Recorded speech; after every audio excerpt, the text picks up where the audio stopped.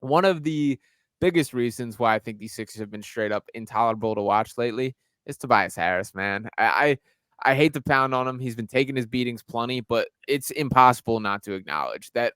I'm not even like, you just got to give me the baseline. This has been by far the worst basketball I've ever seen him play, ever in a Sixers uniform. And it's coming at the worst stretch for both for the Sixers as a team, as they obviously needed the scoring punch to kind of stay afloat, and for Tobias Harris individually. This man is a free agent at the end of this year. I have zero clue what his market value is going to be based on how he's currently playing. But what are your thoughts on Tobias's level of play, and what the hell is even happening here?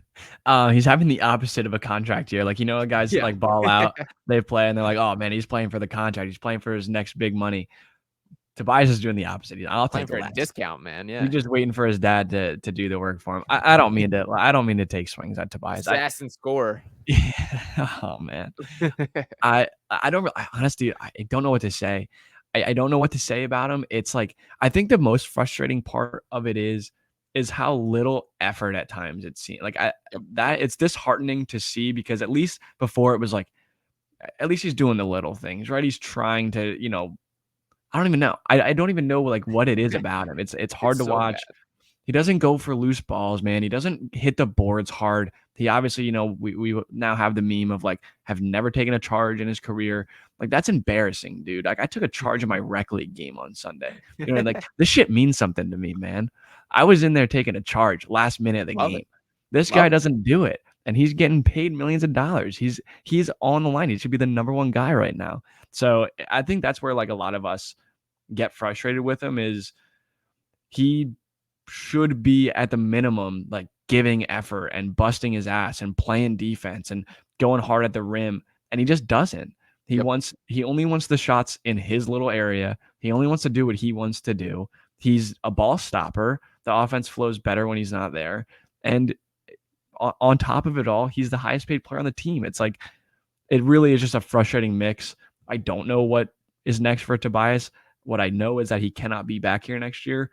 Yeah. And the only thing I can hope is that Nick Nurse sees the writing on the wall at this point. And if everyone is healthy with Oubre, Batum, and Robert Covington, and you can even mix Melton into there with these wings, like, his minutes need to be short. Like, Yeah. he needs to be somewhere between 20 to 25, not between 30 and 35. And like, I don't really think that's a discussion, even if he's playing well. And there were times this year when they were at full strength that they could go to him at times. I look back to that Nuggets game pretty specifically at the start of the fourth quarter. They went to him, Yeah. early for scoring, and they can do that at times. But it's just, when he's asked to do more than what he's used to doing, it's bad.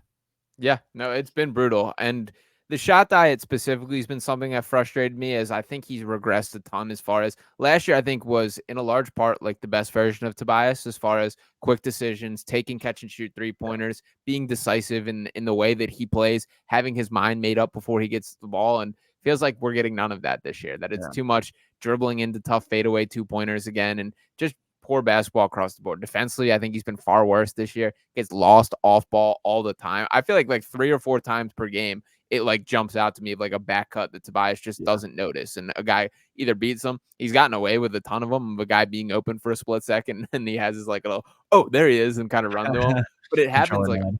yeah, it happens a lot, and it's very frustrating. So I don't understand.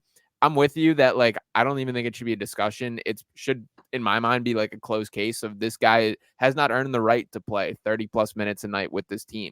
And I get doing it right now, obviously, that they're shorthanded. They don't really have the alternatives that you essentially need it. And you're also doing that dance of, you don't want to break this guy's confidence for when it's actually valuable minutes that you need him, the goal is still to get to the best version of Tobias Harris come playoff time.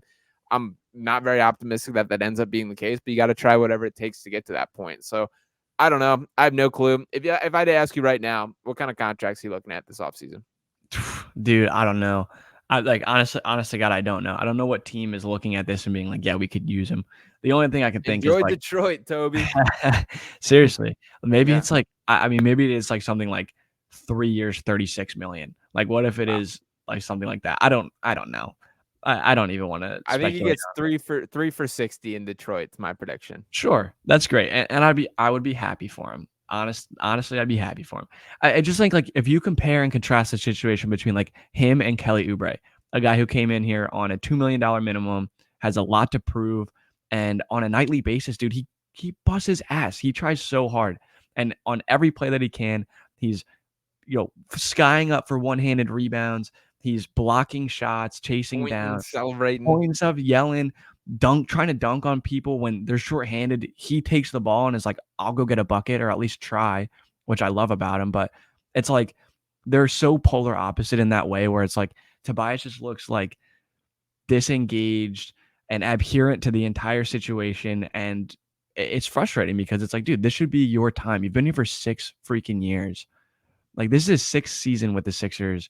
You should be able to be like, hey, this is my team right now. When these guys are out, this is my squad. I need to go in there and take over and be the guy. He doesn't have that in him.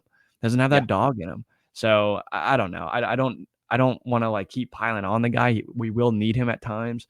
When the playoffs come around, but I think that he has to just be another guy. Like, I don't think that Tobias deserves to have like what he's been granted up to this point.